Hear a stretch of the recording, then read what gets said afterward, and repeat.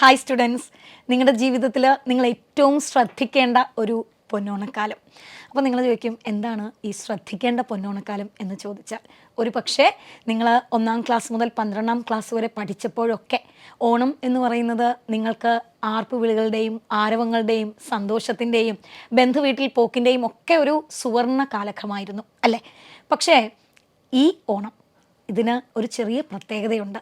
നിങ്ങളൊരു competitive examination സ്വപ്നം കണ്ട് ബ്രില്യൻറ്റിൻ്റെ ഭാഗമായി പഠനം ആരംഭിച്ചിരിക്കുകയാണ്. അടുത്ത വർഷം ഏതെങ്കിലും ഒരു മെഡിക്കൽ കോളേജിൽ അഡ്മിഷൻ നേടിയതിന് ശേഷം ഒരു വൈറ്റ് കോട്ട് സ്വന്തമാക്കുമെന്ന് ഉറപ്പാക്കിയതിന് ശേഷമാണ് നിങ്ങൾ ഓണം ആഘോഷിക്കാൻ പോകുന്നത്. അത് ഉറപ്പാക്കണമെങ്കിൽ ഡെഫിനറ്റായിട്ടും ഈ ഒരു വർഷം നമ്മൾ കുറച്ചൊരു സാക്രിഫൈസ് വേണം. ഒരു പക്ഷേ നിങ്ങൾ ബ്രില്യൻറ്റി വന്നിട്ട് നിങ്ങൾക്ക് കിട്ടുന്ന ആദ്യത്തെ ഒരു വലിയ വെക്കേഷൻ ആയിരിക്കും ഇതല്ലേ, 10 ദിവസം. അപ്പോൾ നമ്മൾ ശരിക്കും പറഞ്ഞാൽ വീട്ടിൽ ആഘോഷങ്ങളുടെ ഇടയിൽ നിന്നും ബ്രില്യൻറ്റിലേക്ക് വന്ന് നമ്മൾ നമ്മുടെ പുസ്തകങ്ങളെ കൂട്ടുകാരാക്കി അവരോടൊപ്പം ചിട്ടയായി കൃത്യമായൊരു ടൈം ടേബിളിനനുസരിച്ച് പഠിച്ചുകൊണ്ടിരിക്കുമ്പോഴാണ് ഓണക്കാലം വന്നതും തിരിച്ച് നമ്മൾ നമ്മുടെ ലോകത്തേക്ക് തിരിച്ചു പോകുന്നതും. ഈ നമ്മുടെ ലോകം എന്ന് പറയുമ്പോൾ നിങ്ങളുടെ വീട്ടിലെത്തുമ്പോൾ നിങ്ങളുടെ ഒരുപാട് സുഹൃത്തുക്കൾ നിങ്ങളെ കാണാൻ വരും. ചുറ്റുപാടും ഒരുപാട് കലാപരിപാടികൾ, ആർപ്പുവിളികൾ, ആഘോഷങ്ങൾ ഒക്കെ ഉണ്ടാകും. പല ബന്ധുക്കളും നിങ്ങളെ കാണാനായി വീടുകളിലെത്തും. നിങ്ങൾക്കും പല ബന്ധുവീടുകളിൽ പോകേണ്ടതായിട്ടും വരും. പക്ഷേ ഇവിടെയാണ് നിങ്ങളെ കുറച്ചൊരു ആത്മസംയമനം അല്ലെങ്കിൽ സാക്രിഫൈസ് എന്നുള്ള വേർഡ് ഞാൻ ഉപയോഗിച്ചത്. നമുക്ക് ആഘോഷം വേണ്ടെന്നോ പായസം കഴിക്കണ്ട എന്നോ വരുന്ന ബന്ധുക്കളോട് മിണ്ടണ്ട എന്നോ ഞാൻ പറഞ്ഞില്ല. മറിച്ച് നിങ്ങളുടെ ആഘോഷങ്ങളും നിങ്ങളുടെ ആരവങ്ങളും ബന്ധുവീട്ടിലെ സന്ദർശനവും അതെല്ലാം തന്നെ നമുക്ക് വളരെ ലിമിറ്റഡ് ആയിട്ടുള്ള ഒരു സമയത്തിലേക്ക് ഒതുക്കാം. നിങ്ങളൊന്ന് ആലോചിച്ച് നോക്കിയേ, നമ്മൾ ഇപ്പോൾ ബന്ധുക്കളുടെ വീടുകളിലെല്ലാം പോയി 10 ദിവസം ആഘോഷിച്ച് നടക്കുന്നതിനേക്കാൾ എത്രയോ നല്ലതായിരിക്കും അടുത്ത വർഷം ഏതെങ്കിലും ഒരു മെഡിക്കൽ കോളേജിൽ അഡ്മിഷൻ കിട്ടി ഒരു മെഡിക്കൽ സ്റ്റുഡൻ്റായിട്ട് അവരുടെ വീടുകളിലേക്ക് പോയി ആഘോഷിക്കുന്നത്. ഇപ്രാവശ്യം നിങ്ങൾ മാറ്റിവെക്കുന്ന നിങ്ങളുടെ ഓണാഘോഷ പരിപാടികൾ, നിങ്ങളുടെ വീടിനടുത്തുള്ള പല പരിപാടികളും നിങ്ങൾ മാറ്റിവെക്കുമ്പോൾ നാളെ മെഡിക്കൽ വിദ്യാർത്ഥിയായിട്ട് ഇവരോടൊപ്പം തന്നെ നിങ്ങൾക്ക് ഓണം ആഘോഷിക്കാം. സോ ഈ ഓണം എല്ലാ വർഷവും നിങ്ങളെ തേടിയെത്തും. അതുകൊണ്ട് തന്നെ ഇത്തരത്തിലുള്ള ഡിസ്ട്രാക്ഷനുകളെ അവോയ്ഡ് ചെയ്ത് ഇവിടെ നിങ്ങൾ എങ്ങനെയാണോ സമയം ക്രമീകരിച്ചത് അതുപോലെ തന്നെ വേണം നിങ്ങളുടെ വീട്ടിലും സമയം ക്രമീകരിക്കാൻ. പോകുന്ന ആ ദിവസം തന്നെ ഓടിപ്പോയി കഥകടച്ചിരുന്ന് ബുക്കെടുത്ത് പഠിക്കണം എന്നല്ല ഞാൻ പറഞ്ഞത്. പക്ഷേ എങ്കിൽ പോലും ഓഫ്ലൈൻ ക്ലാസ്സുകൾ അറ്റൻഡ് ചെയ്യുന്നത് പോലെ തന്നെ രാവിലെ നമ്മൾ 8 മണി തൊട്ട് 12 മണി വരെ കൃത്യമായിട്ട് പഠിക്കുന്ന 4 മണിക്കൂർ ഇരിക്കുന്നവർ, അല്ലെങ്കിൽ 1 മണി വരെ ആണെങ്കിൽ 5 മണിക്കൂർ ഇരിക്കുന്നവരാണ് നമ്മൾ ക്ലാസ്സിൽ അല്ലേ, 2 സെഷനായിട്ട്. നിങ്ങളും വീട്ടിൽ അതുപോലെ തന്നെ ആയിരിക്കണം. 2.5 മണിക്കൂർ കൃത്യമായി ഡിവൈഡ് ചെയ്ത്, ഇനി 2.5 മണിക്കൂർ അത് പറ്റാത്തവരാണെങ്കിൽ 1 മണിക്കൂർ അങ്ങനെ ഡിവൈഡ് ചെയ്ത് നിങ്ങൾക്ക് ഇഷ്ടമുള്ള സബ്ജക്റ്റ് പഠിക്കാനായി ഒരു ടൈം ടേബിൾ ഇപ്പം തന്നെ എഴുതി വെച്ചോ. അത് ഓഫ്ലൈൻ ക്ലാസ്സുകളിൽ നിങ്ങൾ 7:30 ബാച്ച് ആണെങ്കിൽ 7:30 തന്നെ കൃത്യം തുടങ്ങാനൊന്ന് ശ്രമിക്കൂ. 8 മണിയുടെ ബാച്ച് ആണെങ്കിൽ 8 മണിക്ക് തുടങ്ങാൻ ശ്രമിക്കൂ. 8:30യുടെ ബാച്ച് ആണെങ്കിൽ അതും തുടങ്ങാൻ ശ്രമിക്കൂ. എന്തിനാണെന്നറിയോ ഇത് പറയുന്നത്? വീട്ടിൽ പോകുമ്പോൾ നോർമലി നമ്മൾ കുറേ ദിവസം ഇപ്പോൾ രാവിലെ എഴുന്നേറ്റ് 7:30 മണിക്ക് കൃത്യമായിട്ട് ക്ലാസ്സിൽ വന്നിരുന്ന് പഠിക്കുകയാണ്. നമ്മുടെ ബ്രെയിൻ ഓൾറെഡി അത് അഡാപ്റ്റ് ചെയ്ത് കഴിഞ്ഞു. ഇനി പെട്ടെന്ന് നിങ്ങൾ വീട്ടിൽ പോയി ഉച്ചവരെ അല്ലെങ്കിൽ ഒരു 11 മണി വരെയൊക്കെ കിടന്ന് ഉറങ്ങിക്കഴിഞ്ഞാൽ 10 ദിവസം കഴിഞ്ഞ് വീണ്ടും ഇവിടേക്ക് എത്തുമ്പോൾ ആ ഒരു ടൈം ടേബിൾ റീഷെഡ്യൂൾ ചെയ്യാൻ, അല്ലെങ്കിൽ നിങ്ങളുടെ ആ ഒരു സിസ്റ്റത്തിനെ വീണ്ടും ഒരു 7:30ക്ക് ഉണർത്തി ക്ലാസ് ഏറ്റവും അറ്റൻറ്റീവായിട്ട് കൊണ്ടുവരിക എന്ന് പറയുന്നത് നിങ്ങൾക്ക് പ്രയാസം തോന്നും. അതുകൊണ്ട് തന്നെ ഇവിടെ നിങ്ങൾ എന്ത് ടൈം ടേബിളാണോ ഫോളോ ചെയ്യുന്നത് അതേ ടൈം ടേബിൾ തന്നെ വീട്ടിലും ഫോളോ ചെയ്യാൻ മാക്സിമം ശ്രമിക്കണം. ഇനി ടൈം ടേബിൾ ഫോളോ ചെയ്യുമ്പോൾ നിങ്ങളുടെ ആദ്യത്തെ ക്വസ്റ്റ്യൻ എനിക്കറിയാം, എന്താണ് പഠിക്കേണ്ടത് അല്ലേ? നോക്കൂ, നിങ്ങളുടെ പെൻഡിങ് ടോപ്പിക്സ് പഠിച്ചു തീർക്കാനുള്ള ഏറ്റവും നല്ലൊരു അവസരമാണ് നമ്മുടെ ഈ ഒരു വെക്കേഷൻ. കാരണമുണ്ട്, ഇനി നമുക്ക് അടുത്ത വലിയ വെക്കേഷൻ വരുന്നത് ഒരു പക്ഷേ പൂജ വെക്കേഷൻ കഴിഞ്ഞാൽ വരുന്നത് ക്രിസ്മസ് വെക്കേഷനാണ്. പക്ഷേ ഡിസംബറിലെ വെക്കേഷൻ വരുമ്പോഴേക്കും നമ്മൾ പോർഷൻസ് ഒക്കെ ഓൾമോസ്റ്റ് ഡണ്ണാണ്. ജാനുവരി അല്ലെങ്കിൽ ഫെബ്രുവരിയോട് തൊട്ട് നമ്മൾ മോഡൽ എക്സാംസ് തുടങ്ങും.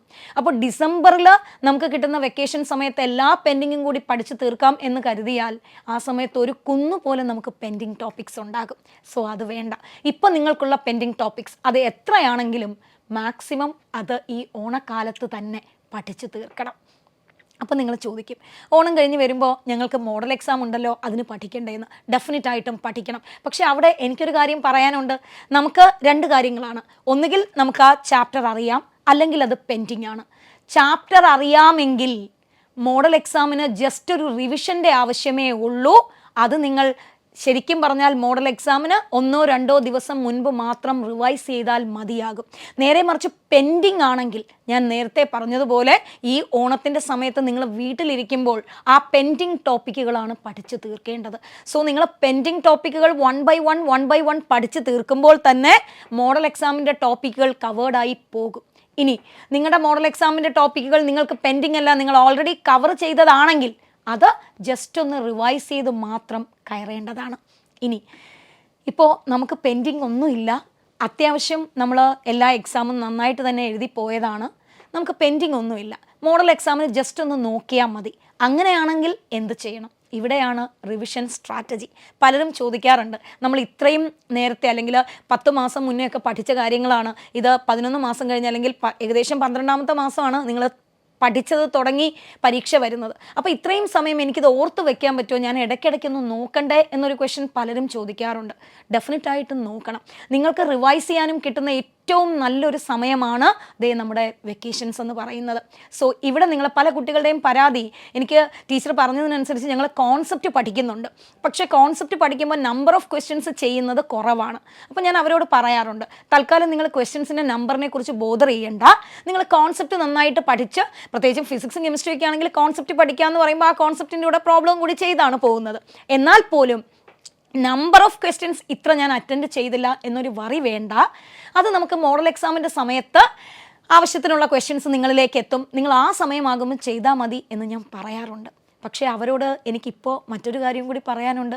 ഈ ഇരിക്കുന്ന സമയങ്ങളിൽ നിങ്ങളുടെ സബ്ജക്റ്റിൽ കോൺഫിഡൻ്റ് ആണ്, നിങ്ങൾക്ക് ഒരുപാട് പെൻഡിങ് ടോപ്പിക്കുകൾ ഇല്ല എങ്കിൽ ഡെഫിനറ്റായിട്ടും നിങ്ങൾ ചെയ്യേണ്ടത് ഈ സമയത്ത് നിങ്ങളതൊന്ന് റിവൈസ് ചെയ്ത് നോക്കണം. ഈ റിവിഷൻ സ്ട്രാറ്റജിയിൽ നിങ്ങൾക്ക് ക്വസ്റ്റ്യൻസ് ചെയ്യാം. നിങ്ങൾ ഡെഫിനറ്റായിട്ടും നിങ്ങൾക്ക് പഠിച്ചുറപ്പുള്ള ഒരു കാര്യം വീണ്ടും കോൺസെപ്റ്റ് വായിച്ച് നോക്കുന്നതിന് പകരം നിങ്ങളൊരു കാര്യം ചെയ്യൂ. ഇപ്പോൾ ബയോളജി ആണെങ്കിൽ ഏത് ചാപ്റ്ററാണോ നിങ്ങൾ ഇന്ന് പഠിക്കാൻ ഉദ്ദേശിക്കുന്നത് അതിൻ്റെ ഒബ്ജക്റ്റീവ് ക്വസ്റ്റ്യൻസ് ചെയ്തു നോക്കൂ. ക്വസ്റ്റ്യൻസ് ചെയ്യുമ്പോൾ തന്നെ നിങ്ങൾക്ക് മനസ്സിലാവും എവിടെയൊക്കെ നിങ്ങൾ മറന്നുപോയി, ഏതൊക്കെ ഇതിൽ ഒരു ചെറിയ മിസ്സിംഗ് ഉണ്ടെന്ന് മനസ്സിലാകും. അത് മാത്രം വായിച്ചോളൂ. ഇനി ഫിസിക്സ് ആയാലും കെമിസ്ട്രി ആയാലും അതുപോലെ തന്നെ ഒരു 10 ക്വസ്റ്റ്യൻ ചെയ്തു വരുമ്പോൾ പ്രോബ്ലംസ് അനലൈസ് ചെയ്യുമ്പോൾ നിങ്ങൾക്ക് മനസ്സിലാകും, എനിക്കൊരു പ്രോബ്ലം കാണുമ്പോൾ ഇല്ല എനിക്ക് കിട്ടുന്നില്ല, ഞാൻ മറന്നു പോയിരിക്കുന്നു എങ്കിൽ ഡെഫിനറ്റായിട്ടും ആ മറന്നുപോയ ഭാഗം കോൺസെപ്റ്റ് ക്ലിയർ ആക്കാൻ ഡെഫിനറ്റായിട്ടും നോക്കേണ്ടതാണ്. അവിടെ ഈ പറഞ്ഞ പോലെ കുറച്ച് നാൾ മുന്നേ പഠിച്ചതാണ്, 1 മാസത്തിന് മുന്നേ പഠിച്ചതാണ്, എനിക്ക് തനിയെ ടെക്സ്റ്റ് വായിച്ചിട്ട് കോൺസെപ്റ്റ് മനസ്സിലാകുന്നില്ല എന്ന് തോന്നുന്നുണ്ടെങ്കിൽ ലേണിംഗ് ആപ്പ്, അവിടെ കൃത്യമായിട്ട് ഓരോ ചാപ്റ്ററിൻ്റെയും വീഡിയോസ് ഉണ്ട്. ആ വീഡിയോസ് കണ്ട് നിങ്ങൾ മറന്നുപോയ ക്ലാസ്സിൽ ആ സമയത്ത് നിങ്ങൾ നന്നായിട്ട് പഠിച്ചതാകാം, ഒരു പക്ഷേ വീക്ക്ലി എക്സാമിന് നല്ല മാർക്കും വാങ്ങിയതാകാം, പക്ഷേ എന്തോ നിങ്ങൾ മറന്നുപോയി. ആ മറന്നുപോയ കോൺസെപ്റ്റ് ഒന്നുകൂടി ക്ലിയർ ആയിട്ട് എന്തുകൊണ്ട് മറന്നുപോയി, ആ ക്ലാരിറ്റി കുറവ് വരാനുള്ള കാരണം എന്ത് എന്നുകൂടി ഒന്ന് അനലൈസ് ചെയ്ത് പഠിച്ചാൽ മതി. അങ്ങനെ പഠിക്കുമ്പോൾ റിവിഷനും നമുക്ക് ഓക്കെ ആവും. ഇപ്പോൾ കുറച്ച് പേര് വിചാരിക്കുന്നുണ്ടാവും, ഞാനിപ്പോൾ പെൻഡിങ് ടോപ്പിക്സ് തീർക്കുകയാണെങ്കിൽ ഞാൻ എങ്ങനെ റിവൈസ് ചെയ്യും, അപ്പോൾ എൻ്റെ റിവിഷൻ മുടങ്ങിക്കിടക്കുകയല്ലേ എന്ന്. നിങ്ങൾ പേടിക്കേണ്ട. നിങ്ങളിപ്പോൾ തൽക്കാലം പെൻഡിങ് ടോപ്പിക്സ് തീർത്ത് മോഡൽ എക്സാമിന് ഒരു പ്രാവശ്യം ഒന്ന് റിവൈസ് ചെയ്ത് വന്നു കഴിഞ്ഞാൽ ഇനി ഓരോ ദിവസവും അന്നന്ന് പഠിപ്പിക്കുന്ന ടോപ്പിക്സ് അന്നന്ന് പഠിച്ചു പോയാൽ പെൻഡിങ്ങുകൾ വരാനുള്ള സാധ്യത വളരെ കുറയും. ഈ പെൻഡിങ്ങുകൾ വരുമ്പോഴാണ് നമുക്കും കുറച്ചൊരു ആകുലത വന്നു പോകുന്നത്. നമ്മൾ അന്നന്ന് പഠിക്കേണ്ട ടോപ്പിക്ക് അന്നന്ന് പഠിച്ചു പോയാൽ എല്ലാ ദിവസവും നമുക്ക് ഫുൾ ഡേ ക്ലാസ്സുകൾ വരുന്നില്ല. അപ്പോൾ ഹാഫ് ഡേ ക്ലാസ്സുകൾ ഉള്ള ദിവസം അല്ലെങ്കിൽ കണ്ടൻറ്റ് കുറച്ചാണ് നമ്മൾ പഠിക്കുന്നത്, അങ്ങനെയുള്ള ദിവസം അവിടെ എല്ലാം നമുക്ക് റിവിഷൻ നടത്താം. ഈ റിവിഷൻ ഒരു സ്ട്രാറ്റജി ഇല്ല, നിങ്ങൾക്ക് എപ്പോഴൊക്കെ റിവൈസ് ചെയ്യാം. ഇപ്പോൾ സേ ഫോർ എക്സാമ്പിൾ ഞാൻ പലരോടും പറയാറുണ്ട്, ചില ചാപ്റ്റേഴ്സൊക്കെ ബയോളജിയൊക്കെ പ്രത്യേകിച്ച് നമ്മൾ പഠിക്കുന്ന സമയത്ത് പേരുകളൊക്കെ മറന്നു പോകാൻ സാധ്യതയുണ്ട്. എൻസൈമാറ്റിക് റിയാക്ഷനൊക്കെ ആണെങ്കിൽ അതൊക്കെ മറന്നു പോകാൻ സാധ്യതയുണ്ടെങ്കിൽ എപ്പോഴും അത് നമ്മുടെ കയ്യിൽ ഒന്ന് എഴുതിയിടുക, അല്ലെങ്കിൽ ഒരു പേപ്പറിൽ എഴുതിയിട്ട് ആ പേപ്പർ കയ്യിൽ വയ്ക്കുക. ഈ പേപ്പർ നിങ്ങൾക്ക് ബസ്സിലിരിക്കുമ്പോഴോ അല്ലെങ്കിൽ നടക്കുമ്പോഴോ നിൽക്കുമ്പോഴോ കഴിക്കുമ്പോഴോ എപ്പോഴും വേണമെങ്കിലും ഇതൊന്ന് നോക്കാം. അങ്ങനെ റിവൈസ് ചെയ്യാന്ന് പറഞ്ഞാൽ നമുക്ക് ബോറടിക്കില്ല. നമ്മളൊരു ടെക്സ്റ്റ് കുത്തിയിരുന്ന് വായിക്കുന്നതിനേക്കാളും റാൻഡമായിട്ട് കൈകളിൽ നോക്കി അല്ലെങ്കിൽ എവിടെയെങ്കിലും നമ്മുടെ കയ്യിലുള്ളൊരു പേപ്പറിൽ നോക്കി പഠിക്കാമെന്ന് പറയുന്നത് പെട്ടെന്ന് തന്നെ നമ്മൾ പഠിച്ച കാര്യം ഓർത്തെടുക്കാനും മറക്കാതിരിക്കാനും നമ്മളെ സഹായിക്കും. സോ നിങ്ങൾ എവിടെയായാലും നിങ്ങൾക്ക് ഈ ചാപ്റ്ററുകൾ റിവൈസ് ചെയ്ത് മുന്നോട്ട് പോകാൻ പറ്റും. പിന്നെ ഇപ്പോഴും ഞാൻ ആ ട്രാക്കിൽ എത്തിയിട്ടില്ല. 3 മാസം കഴിഞ്ഞ് ഞാൻ വീട്ടിൽ പോയപ്പം പോലും എനിക്ക് ഈ ചാപ്റ്റേഴ്സ് എല്ലാം പെൻഡിങ് ഉണ്ട്, ഇനിയും ഞാൻ പഠിച്ചു തുടങ്ങിയാൽ മതിയോ എന്ന് സംശയിക്കുന്ന ഒരാളെങ്കിലും ഉണ്ടെങ്കിൽ മൈ ആൻസർ ഈസ് യെസ്, ഇനിയും പഠിച്ചു തുടങ്ങിയാൽ മതി, ഡെഫിനറ്റായിട്ടും മതി. ഇവിടെ നിങ്ങൾക്ക് ഓരോ ദിവസവും പഠിക്കേണ്ട ചാപ്റ്റേഴ്സിനെ കൃത്യമായി ഒന്ന് എഴുതി വച്ച് എത്ര മണിക്കൂറാണോ നിങ്ങൾ ഇവിടെ പഠിക്കുന്നത് അതേ രീതിയിൽ തന്നെ, കാരണം ഇവിടെ ക്ലാസ്സിലിരുന്ന് പഠിക്കുന്ന അവേഴ്സ് പ്ലസ് നിങ്ങൾ വീട്ടിൽ ചെന്നിരുന്ന് പഠിക്കുന്ന അവേഴ്സ്, ഇത് രണ്ടും കൂടെ കാൽക്കുലേറ്റ് ചെയ്ത് അത്രയും മണിക്കൂറുകൾ തന്നെ നിങ്ങൾ വീട്ടിലിരുന്ന് പഠിക്കണം. അത്രയും മണിക്കൂറുകൾ തന്നെ നിങ്ങൾ വീട്ടിലിരുന്ന് പഠിക്കണം. ഇവിടെയാണെങ്കിൽ 14 മണിക്കൂർ നമ്മൾ പഠിക്കുന്നുണ്ടെങ്കിൽ അതേ 14 മണിക്കൂർ നിങ്ങൾ വീട്ടിലും ഉപയോഗിക്കണം. 12 മണിക്കൂറാണ് പഠിക്കുന്നതെങ്കിൽ അതേ 12 മണിക്കൂർ നിങ്ങൾ വീട്ടിലും ഉപയോഗിക്കണം. ഇനി നിങ്ങളിപ്പോൾ വേറൊരു കാര്യം കൂടെ ഉണ്ടല്ലേ, ഓൺലൈൻ ക്ലാസ്സുകൾ. ഞങ്ങൾക്ക് ഓൺലൈൻ ക്ലാസ് കാണാനുള്ള സമയം, ഞാൻ നേരത്തെ പറഞ്ഞതുപോലെ നമ്മൾ ഓഫ്ലൈനിൽ ഇവിടെ ആയിരുന്നപ്പോൾ എങ്ങനെയാണോ ക്ലാസ്സുകൾ പോകുന്നത് അതേ രീതിയിൽ തന്നെ നിങ്ങൾ ഓൺലൈൻ ക്ലാസ്സും കണ്ടുപോകണം. ഫോർ എക്സാമ്പിൾ, ഇപ്പോൾ ഫിസിക്സിൻ്റെ 6 മണിക്കൂറുള്ള ഒരു സെഷനാണ് നിങ്ങൾക്ക് കാണേണ്ടതെങ്കിൽ 2 മണിക്കൂറുള്ള 3 സെഷനായിട്ട്, അത് ചിലപ്പോൾ 3 ദിവസമായിട്ടായിരിക്കും തരിക, അല്ലെങ്കിൽ ചിലപ്പം ഒരു ദിവസം തന്നെ 2 പീരീഡ് ഉണ്ടാകും. നിങ്ങളും അതുപോലെ തന്നെ നിങ്ങൾക്ക് പഠിക്കാനുള്ള ഇഷ്ടത്തിനനുസരിച്ച് ഒരു ദിവസം 2 സെഷൻ കാണുകയോ അല്ലെങ്കിൽ ഒരു ദിവസം 1 സെഷൻ വെച്ച് 3 ദിവസം കൊണ്ട് കണ്ടു തീർക്കുകയോ ചെയ്യണം. അപ്പോൾ ചുരുക്കം പറഞ്ഞാൽ തൽക്കാലം നമുക്ക് അത്യാവശ്യത്തിന് മാത്രം പായസം കുടിച്ച് അത്യാവശ്യത്തിന് മാത്രം ആഘോഷിച്ച് മറ്റുള്ള ആഘോഷങ്ങളെയൊക്കെ തൽക്കാലം ഒന്ന് കണ്ടില്ല എന്ന് നടിച്ച് നമ്മൾ ഇവിടെ എന്തായിരുന്നു കഴിഞ്ഞ 2 മാസം നിങ്ങൾ ബ്രില്യൻറ്റിൽ നിങ്ങളുടെ ടൈം ടേബിൾ എന്തായിരുന്നോ അതേ രീതിയിൽ തന്നെ നമ്മൾ വീട്ടിലും ഫോളോ ചെയ്യും എന്ന് ഉറപ്പിച്ച് വേണം നിങ്ങൾ ഈ വീഡിയോ കണ്ടു തീർക്കുമ്പോൾ ഈ സിസ്റ്റത്തിൻ്റെ മുൻപിൽ നിന്ന് എണീക്കേണ്ടത്.